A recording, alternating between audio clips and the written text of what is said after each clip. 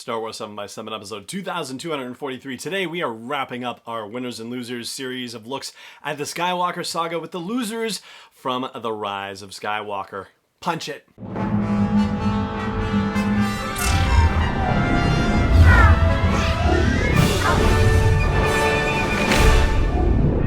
Hey Rebel Rouser, I'm Alan Voivod, and this is Star Wars 7x7, your daily dose of Star Wars joy, and thank you so much for joining me for it. So again, we are finalizing our series of Winners and Losers. This goes back to, it was actually something like, in the 20s basically, like that's how far back the original series of Winners and Losers for the Star Wars movies goes. And now that we have completed the Skywalker Saga, I thought it might be fun to take a look in a similar fashion at the Winners and Losers of the final movies in the Skywalker Saga. We've already done The Force Awakens, we've done The Last Jedi yesterday, we did the winners from the Rise of Skywalker, and today it's the losers, the people whose fortunes turned out the worst out of anybody in the Rise of Skywalker. And we'll start in 7th place with Snap Wexley, played by Greg Brunberg, a favorite of J.J. Abrams. Great guy, great fun.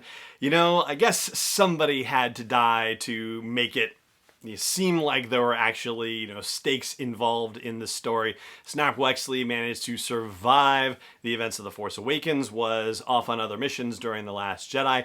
Apparently wasn't, demoted too far because of the debacle in making the First Order aware of the location of the Resistance base in The Force Awakens, but he almost made it. He almost managed to survive this whole war and unfortunately had to die just before the cavalry arrived. And that certainly is unfortunate.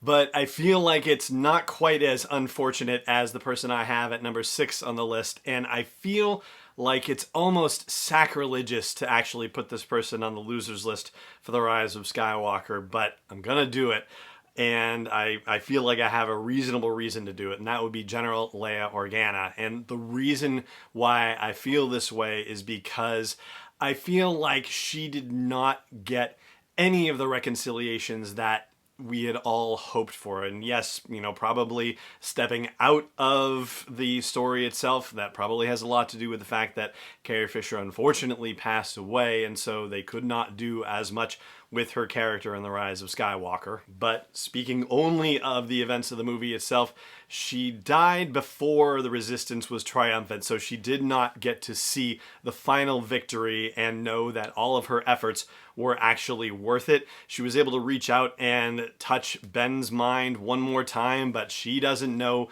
for sure whether he was able to, get away from the dark side of the Force and actually come back to the light. There's so many things that were left unresolved for her, and I'm sorry, I very much wish that Leia had the opportunity to see victory and to see her son come back to the light and to be able to know that all of her efforts were not in vain.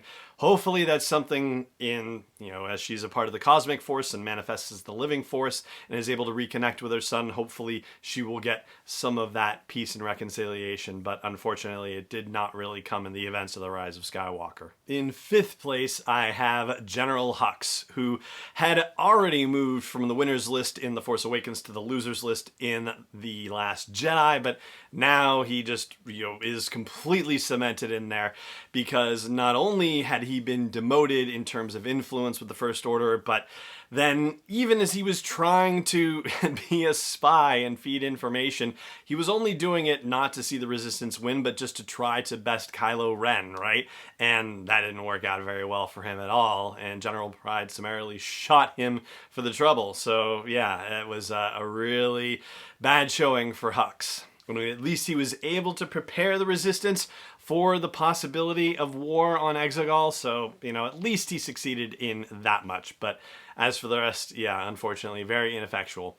In 4th place, I have the Imperial Remnant that spent the better part of 3 decades trying to reestablish itself in the unknown regions to get ready for war, and ultimately they are defeated, and they are in fact just a speck compared to the Sith Eternal and the Final Order fleet that Palpatine has prepared.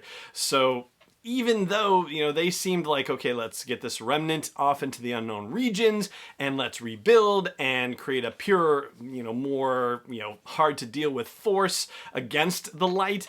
Yeah, ultimately, it wasn't even able to live up to what the Sith Eternal had in store over the course of those 30 years. And, you don't get the impression that the First Order fleet is doing very well by the end of the Rise of Skywalker, because it is the Sith Eternal fleet that they go after in the final battle, but as a result of all of the Resistance's efforts, the rest of the galaxy is rising up against the First Order, and you see a montage of ships being attacked, and so they're basically reduced to an afterthought. So yes, I'm sort of equating the Imperial Remnant with the First Order, because that's eventually what they built up to.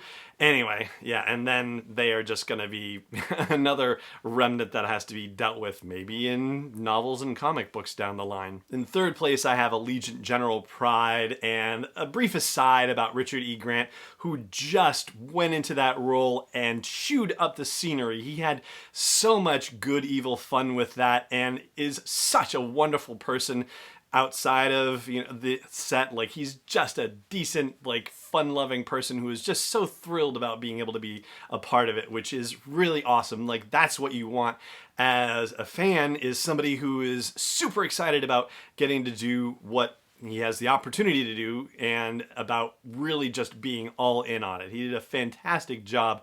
And as a character, to be this deeply invested with the Imperial Remnant, but to also be secretly working for Palpatine on the inside, and to see all of those plans and all of that time and commitment just wiped away, and to be ignominiously blown out of the windows of his own bridge. He was so sure of his convictions, and just people showed up and utterly routed him and the rest of the fleet. So he arrives in third on the list.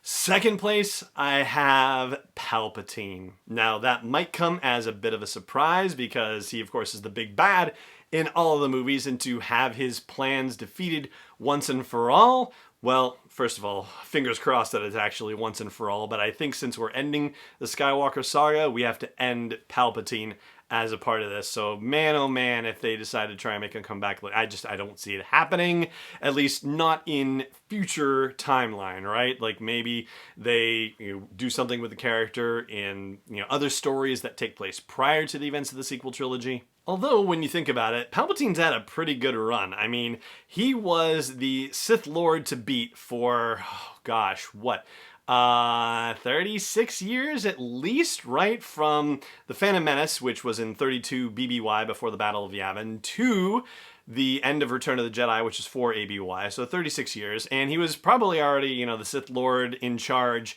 prior to the events of The Phantom Menace, because Plagueis was already gone by that point. So for, some years before that. And was apparently able to survive in some fashion after Return of the Jedi, though we just don't know much about the intervening years and whether he was in charge of anything. But, to be able to survive and then to start manipulating events behind the scenes so that way the First Order would be able to rise to power under the direction of Supreme Leader Snoke. So that had to be going on for probably, close to a decade maybe. I mean, we're just spitballing here. That is a lot of time and power, and for him to be that close to getting it back again and then losing it all to be utterly and completely destroyed, oh man, like that's the worst, to be that close and to just lose it all. So yeah, good for, all of the good guys in the galaxy and all of the normal folks, and obviously bad for him, but yeah, what a terrible loss for Palpatine. And so that brings us to the number one spot. And before we get to that, I do want to give a quick shout out to our friends at Audible, and just remind you once again that we have the opportunity to offer you a free audiobook download and free 30-day trial of Audible services when you go to sw7x7.com/audible. We have books coming out like Clone Wars Light and Dark comes out tomorrow, and next week the first novel in the new Thrawn trilogy comes out. So those or other Star Wars novels, the current canon or legends, or any of thousands of other audiobooks, get a free one and a free 30-day trial at sw7x7.com/audible. And so the number one spot on the losers of The Rise of Skywalker goes to the Sith Eternal, which by the end of the movie is not so eternal, as it turns out. And the whole thing about bringing balance to the Force, ultimately, I guess, if you are looking at the Force from the notion of Jedi versus Sith, well, then we arrive at balance in the Force, because Rey is not a Jedi, and there is no Sith Lord kicking around, at least as far as we know. And so, if there's no Jedi and no Sith, then there's balance. Although Luke did say near the end of The Last Jedi that he would not be the last Jedi, and Snoke had his thing about, darkness and light rising to meet it, right? So similar ways of saying the same thing. But we don't know what the future will hold. Maybe Rey will bring the Jedi back. I mean, she's certainly studying the sacred Jedi text, so it seems like a very natural way for her to go. I feel like I'm getting a little bit off topic, though, because the loser in this whole thing is the Sith Eternal, because, yeah, so much for being eternal, right? I mean, that final conflict between Rey and Ben and Palpatine, and ultimately Rey and Palpatine, well, that wipes out the entirety of the Sith Eternal on Exegol, and the Sith fleet is destroyed, and so, yeah, no more Sith, not so eternal, and hopefully we will not see them again in the galaxy, but certainly some sort of dark side influence is bound to pop up again in the future. And that's going to do it for our look at the losers from The Rise of Skywalker, the characters and groups whose fortunes fared the worst out of anyone in the events of The Rise of Skywalker, and that's going to do it for this episode of the show as well. Thank you so much for joining me for it, as always, and may the Force be with you wherever in the world you may be. Star Wars 7x7 is not endorsed or sponsored yet by Lucasfilm Limited, Disney, or 20th Century Fox, and is intended for entertainment and information purposes only. Star Wars, the Star Wars logo, all names and pictures of Star Wars characters, vehicles, and any other Star Wars-related items are registered trademarks and/or copyrights of Lucasfilm Limited or their respective trademark and copyright holders. May the Force be with them. All original content is copyright 2020 by Star Wars 7x7. We hope you love it.